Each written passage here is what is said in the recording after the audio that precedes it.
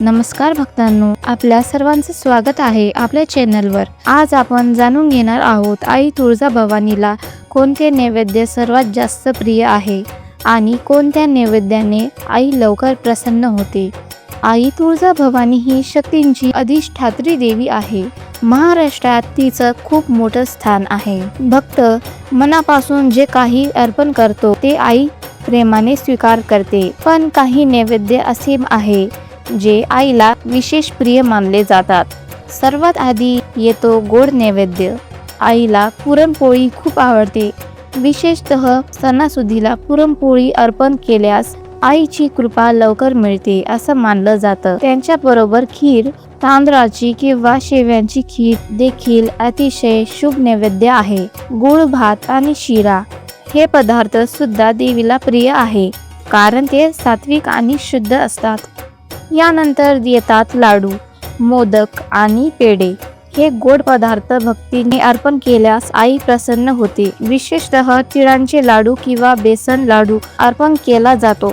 फळांमध्ये केळी, नारळ, सफरचंद, डाळिंब आणि द्राक्ष अर्पण करणे खूप शुभ मानले जाते। नारळ हा पूर्णतेचं प्रतीक आहे, त्यामुळे तो देवीला अर्पण करणे अत्यंत महत्त्वाचे आहे। पण एक खास गोष्टी जी खूप कमी लोकांना माहीत आहे, आईला लिंबू खूप प्रिय आहे। लिंबू हे नकारात्मक ऊर्जा दूर करणारे मानले जाते, त्यामुळे देवीला लिंबू अर्पण केल्यास घरातील वाईट शक्ती दूर होतात आणि सकारात्मक ऊर्जा वाढते। तसंच साधं वरण भात आणि तूप हा देवीला अतिशय पवित्र नैवेद्य मानलं जातं। आईला महागडे पदार्थ नाही तर प्रेम आणि श्रद्धा जास्त महत्त्वाची असते। नैवेद्य अर्पण करताना काही गोष्टी लक्षात ठेवणे खूप महत्त्वाचे आहे।